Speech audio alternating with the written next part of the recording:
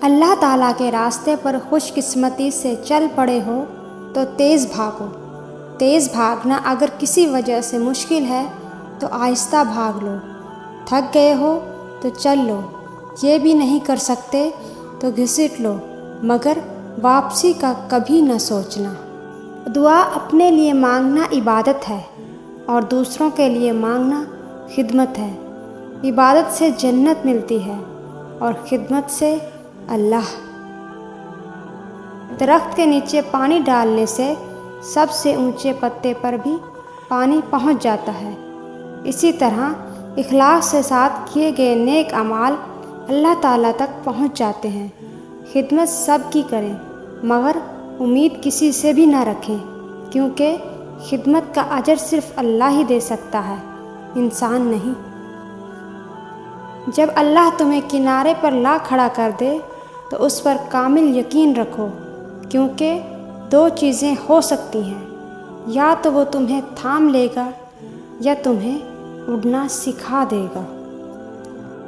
جب اللہ کسی کو پسند کرتا ہے تو اسے خوب آزماتا ہے، بس تم صبر کرنا، کیونکہ صبر کرنے والوں کی منزل جنت ہے۔ لوگ جتنا بھی دل دکھائیں، یہ یاد رکھا کریں کہ جب اللہ کے بندے ہمیں توڑتے ہیں تو ان کا توڑنا ہمیں اللہ سے جوڑتا ہے۔ تمہیں پتہ ہے جب بات ناممکنات پر آ کر رک جاتی ہے نا، تب میرا رب کہتا ہے ان اللہ علی کل شیء قدیر۔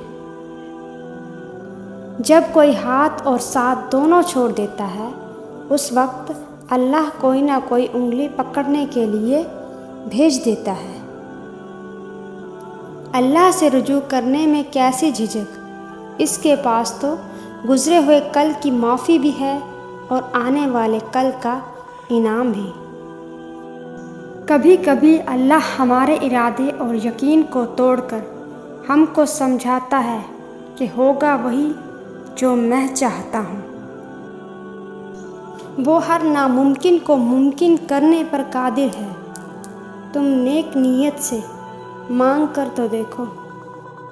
جو اللہ کی ذات پر کامل یقین رکھتے ہیں، ان کے لیے معجزے بھی اسی دنیا میں ہوتے ہیں۔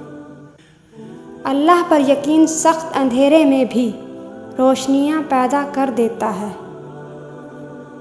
یقین سے بڑھ کر یقین، نفرت کی سب نشانیاں ملنے کے باوجود خدا کی محبت پر یقین، قہر کی سب علامتیں دکھائی دینے کے باوجود اس کے رحم پر یقین۔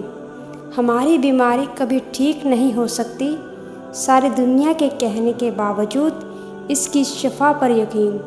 جو زمین سے نہیں ہوتا وہ آسمان سے ہوتا ہے، صرف رب کے حکم سے ہوتا ہے، اس شہادت پر یقین۔